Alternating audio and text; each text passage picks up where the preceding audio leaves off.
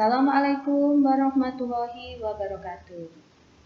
Anak-anak 6E, bagaimana kabar kalian hari ini? Pasti kalian semua sehat ya? Alhamdulillah.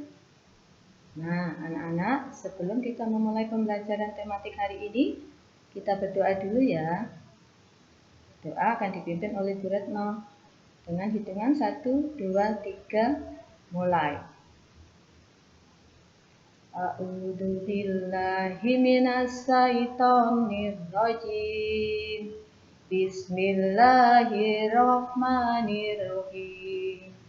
Alhamdulillahi rabbil alamin. Ar-Rahmanir-Rahim.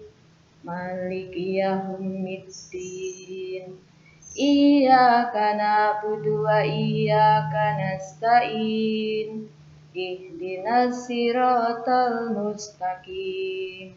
Siratal ladzina an'amta 'alaihim ghairil maghdubi 'alaihim waladdallin. Raditu billahi rabba wa bil islami dinna wa bi Muhammadin nabiyya wa rasulah. Rabbi zidni ilma warzuqni fahma. Ashhadu an la ilaha illallah wa ashhadu anna Muhammadar Rasulullah. Nah, semoga kita belajar di hari ini dimudahkan oleh Allah untuk memahaminya ya. Amin. Anak-anak, sebelum kita masuk ke pembelajaran tema 1, subtema 1 pada PB1 atau pembelajaran 1, kita harus tahu tujuan kita belajar hari ini apa. Nah, untuk pembelajaran hari ini, tujuannya kalian diharapkan mampu mengidentifikasi dan menjelaskan perkembangbiakan tumbuhan secara generatif. Yang kedua, kalian mampu mengetahui perkembangbiakan biji menjadi tumbuhan dewasa melalui pengamatan. Dan yang ketiga, kalian mampu membuat laporan hasil pengamatan. Paham ya tujuan kita hari ini? Nah, untuk itu tolong disiapkan alat tulisnya, buku tematiknya untuk tema 1. Sudah? Siap semuanya? Bu Retno lanjutkan.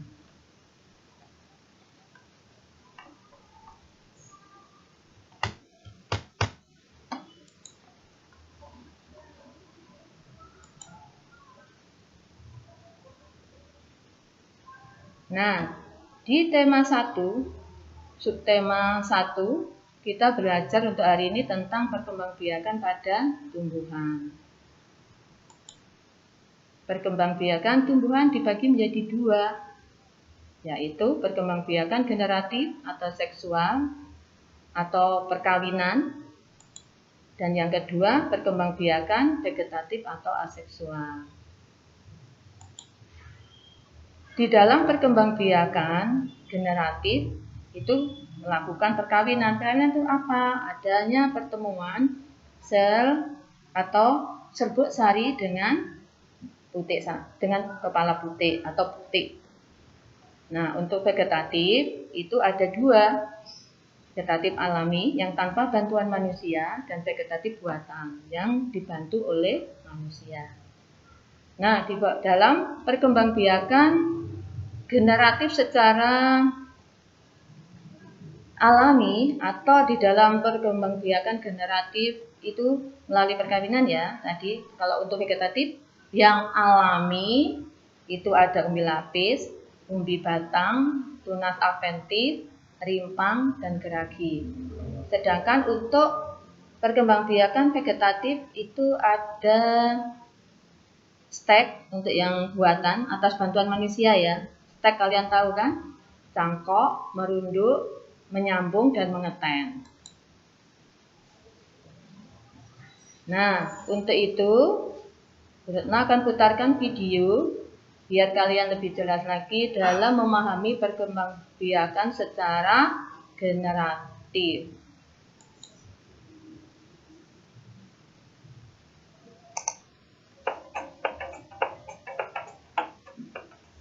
Perkembangbiakan tumbuhan secara generatif.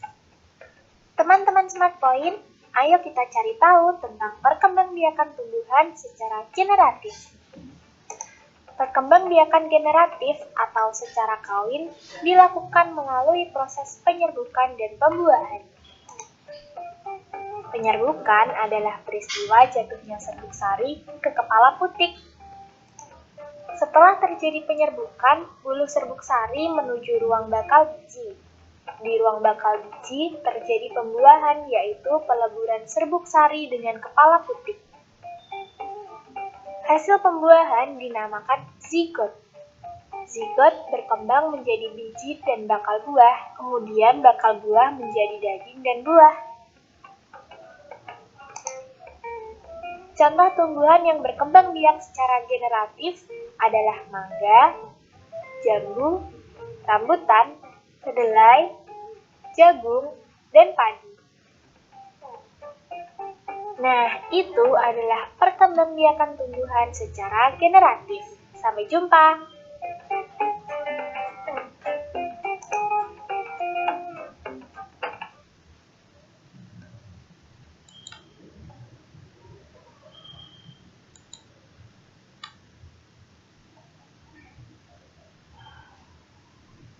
Nah, anak-anak tadi videonya tentang perkembangbiakan generatif, di mana peristiwa atau kejadian untuk pembuahan pada tumbuhan.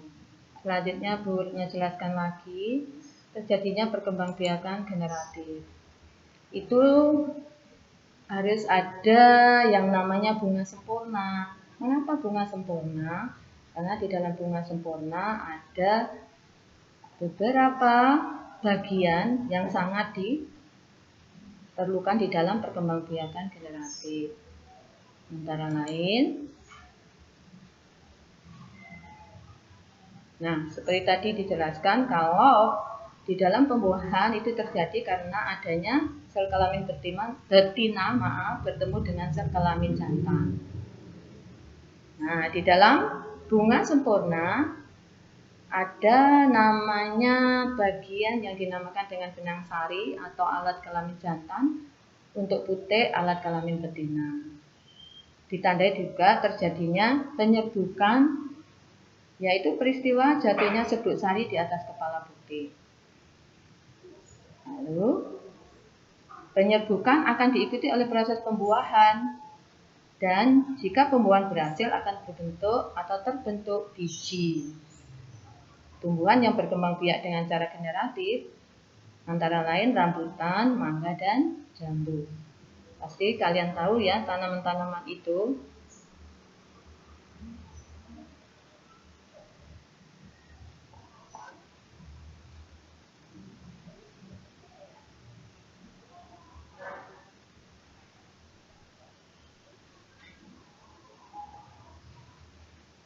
Nah, ini yang dinamakan bunga sempurna. Ada yang namanya mahkota, kepala sari, benang sari, kepala putik, tangkai putik, kelopak, bakal biji, dasar bunga, dan tangkai bunga.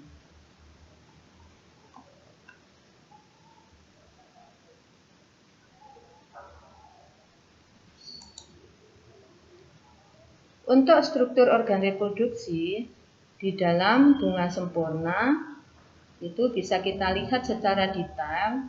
Ada yang namanya putik. Putik terdiri dari kepala putik, tangkai putik, putik, dan bakal biji.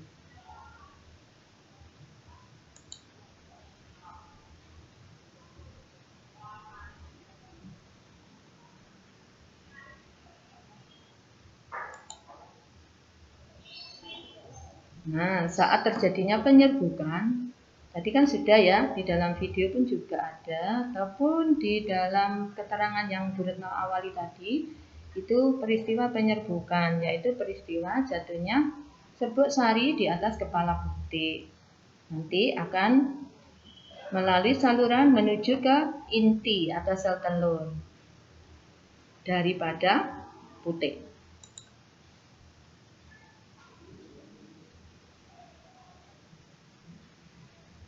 Adapun dalam peristiwa atau kejadian untuk penyerbukan pada tumbuhan, ada beberapa faktor yang mempengaruhi, antara lain dipengaruhi oleh angin atau dibantulah oleh angin. Nah, biasanya kalau dibantu dengan angin itu untuk serbuk sarinya ringan sehingga mudah terbawa oleh angin untuk jatuh di tumbuhan yang lain. Untuk penyerbukan yang dibantu oleh hewan itu pasti terjadi karena hewan. Mengapa hewan bisa membantu? Karena hewan itu kan memerlukan nektar supaya bisa tetap hidup untuk sumber makanannya ya. Jadi hewan itu berada atau mengambil nektar dari bunga-bunga. Nah, saat dia mengisap nektar, otomatis ada pergerakan sehingga menjatuhkan atau lengket pada kakinya, sehingga kalau langsung jatuh itu kan langsung menuju ke putik, tapi kalau enggak bisa terbawa, dia terbang di tempat atau di tanaman atau tumbuhan yang lain. Seperti itu ya. Nah, untuk penyerbukan yang dibantu oleh air itu ada contohnya hidra, itu dibantu oleh air. Mengapa? Karena dengan bantuan air serbuk sari bisa sampai ke tumbuhan atau ke putik tumbuhan lain karena terbawa arus. Nah, biasanya terjadi pada tumbuhan yang ada di dalam air ya. Untuk penyerbukan yang dibantu oleh manusia, itu tanpa bantuan manusia itu susah untuk terjadinya penyerbukan, seperti vanili, buah salak itu juga. Paham ya?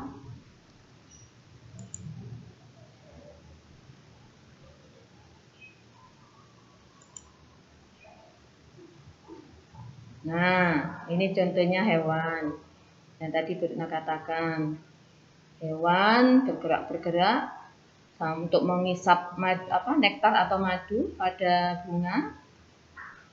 Terus dia terbang ke bunga yang lain, sehingga secara tidak sadar serbuk sari yang menempel pada kakinya bisa jatuh di putik bunga yang lain, sehingga terjadilah penyerbukan dan menghasilkan pembuahan karena ada pertemuan sel atau serbuk sari dengan putik atau sel telur yang ada di dalam putik ya.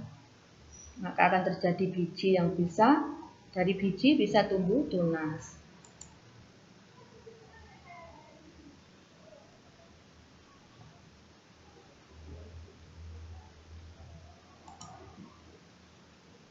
Nah, kalau untuk penyerbukan dengan bantuan angin itu pada tanaman jagung. Jagung itu bunganya ringan ya.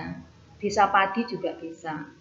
Angin ketika bertiup, maka akan menggerakkan bunga-bunga yang ringan itu untuk melepaskan serbuk sari. Sehingga serbuk sari itu jatuh di tumbuhan jagung lainnya.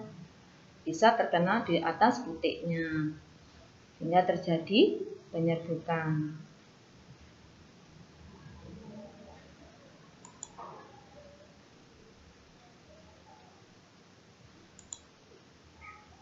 Di dalam penyerbukan itu ada beberapa jenis penyerbukan sendiri. Penyerbukan sendiri itu terjadi ketika dalam satu bunga, di dalam satu pohon, ya, satu bunga, itu kan ada benang sari dan putik.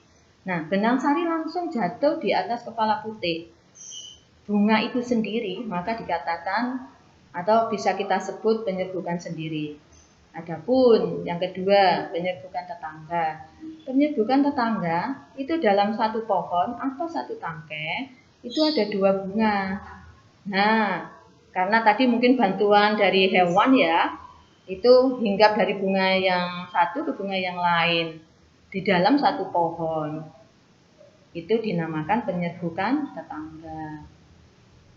Untuk yang ketiga, penyerbukan silang. Penyerbukan silang itu ada dua pohon sejenis umpama mangga dengan mangga.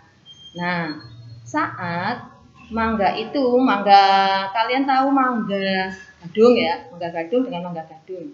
Nah, itu bunganya kan ada dari masing-masing pohon kan tumbuh atau muncul bunga. Nah, bunganya itu saat bisa dibantu hewan atau karena ini ada angin yang bisa membantunya, tapi jarang, kebanyakan hewan ya.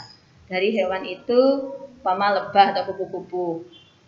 Dari pohon yang satu itu dia menghisap nektar tanpa sadar membawa serbuk sari, hinggap lagi di pohon mangga gadung yang lainnya. Nah, itu namanya penyerbukan silang, bukan dari satu pohon dan bukan dari bunga itu sendiri dalam pohon yang sama ya. Nah, untuk yang penyerbukan bastar yang keempat, penyerbukan bastar itu terjadi pada dua tanaman atau dua tumbuhan yang berbeda tapi masih dalam satu keluarga gitu ya. Keluarga tapi berbeda. Nah, biasanya itu cabai rawit sama cabai. Sama-sama cabai kan, tapi yang satu bentuknya besar, buahnya, yang satu bentuknya kecil. Nah, itu bisa terjadi. Namanya penyerbukan bastar.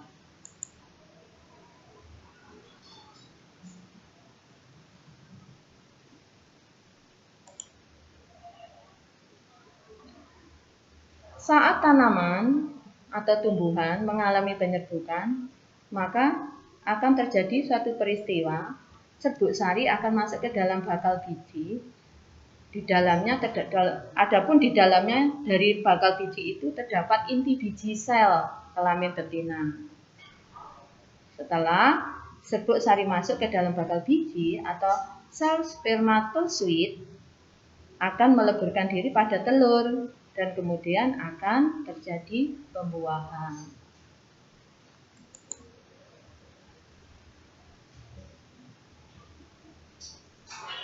Kelebihan perkembangbiakan generatif bisa kita lihat dari perakaran yang kuat pada tumbuhan tersebut. Itu ya. Yang kedua, biaya perkembangbiakannya lebih murah. Adapun yang ketiga, umur untuk tumbuhan tersebut itu lama. Mengapa? Karena akarnya kuat, jadi lama, tidak tergoyangkan oleh angin, seperti itu ya. Itu yang keempat, dapat dihasilkan varietas tumbuhan unggul. Maksudnya dicari yang buahnya manis, besar. Nah, itu diambil bijinya untuk dipilih-pilih. Itu makanya dinamakan varietas tumbuhan unggul. Adapun kelemahan perkembangbiakan generatif itu juga ada. Antara lain, satu, tumbuhan baru yang dihasilkan belum tentu memiliki sifat yang sama dengan induknya. Karena adanya penyerbukan tadi ya. Terus varietas baru yang muncul belum tentu lebih baik dari induknya. Dan waktunya berbuah itu lama untuk yang ketiga. Mengapa lama? Karena nunggu dari tunas sampai besar. Membutuhkan waktu yang lama. Dan yang keempat, kualitas tumbuhan baru dapat diketahui setelah berbuah. Jadi nunggu dulu, berbuah dulu baru kita rasakan. Oh iya, buahnya kecil dan tidak manis. Seperti itu hasilnya. Seperti itu contoh yang kurang bagus untuk kelemahan dari perkembangbiakan generatif. Nah, anak-anak, tadi Bu Rina sudah jelaskan tentang perkembangbiakan tumbuhan. Supaya kalian lebih paham ya, kalian bisa melakukan praktek menanam. Ini tugas ya, tugas untuk menanam atau praktek menanam. Nah, bisa kalian pilih Di situ ada 3 pilihan, biji kacang merah, biji kacang hijau, biji jagung.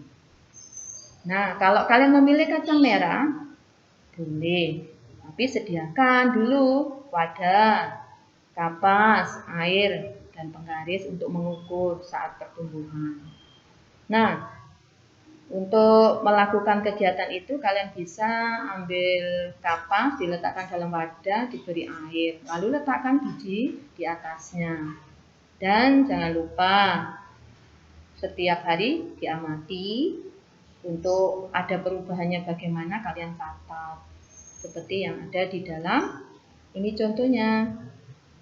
Ya, ada hari pertama, kedua, ketiga, sampai hari ke-8. Paham ya maksudnya ya?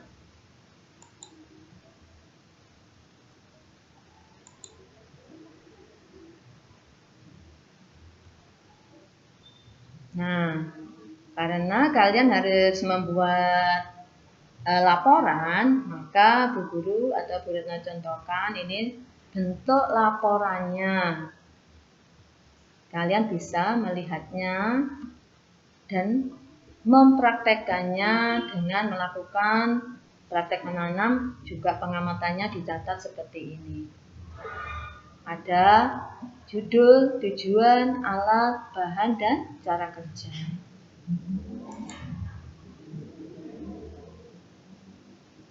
Nah, di dalam laporan kalian, jangan lupa loh ya, menulis judul pengamatan seperti yang ada di dalam contoh itu tadi yang sudah Bu Retno katakan. Tujuan pengamatan, hari pengamatan, alat dan bahan pengamatan, langkah kerja, dan hasil pengamatannya.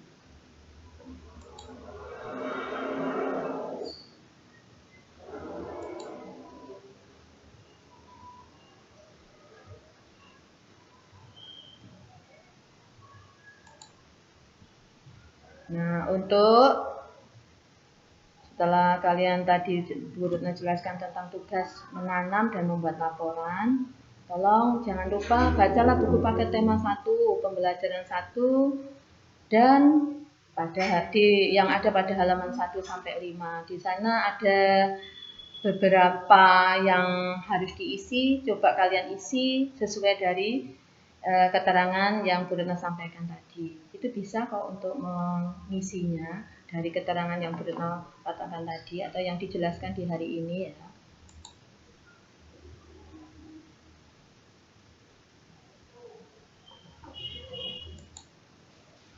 Terima kasih anak-anak sudah mengikuti pembelajaran 1 tema 1. Nah, Bu Retno kita bisa simpulkan bahwa perkembangbiakan tumbuhan itu bisa terjadi karena ada penyerbukan.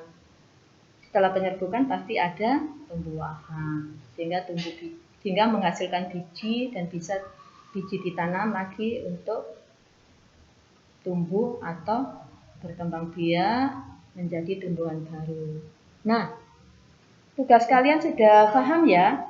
Untuk yang pertama membaca dan mengerjakan di halaman 1 sampai 5 praktik menanam dan beserta laporannya. Terima kasih anak-anak. Bu Retno harap kalian paham dan tolong untuk segera dikerjakan tugasnya dan dikumpulkan. Jaga kesehatan. Bu Retno harapkan kalian sehat terus. Kita bisa belajar dan bertemu lagi di pertemuan berikutnya. Bu Retno akhiri dulu, sebelumnya minta maaf jika ada kekurangan dan kesalahannya. Dan akhiri dulu ya nak. Wassalamualaikum warahmatullahi wabarakatuh.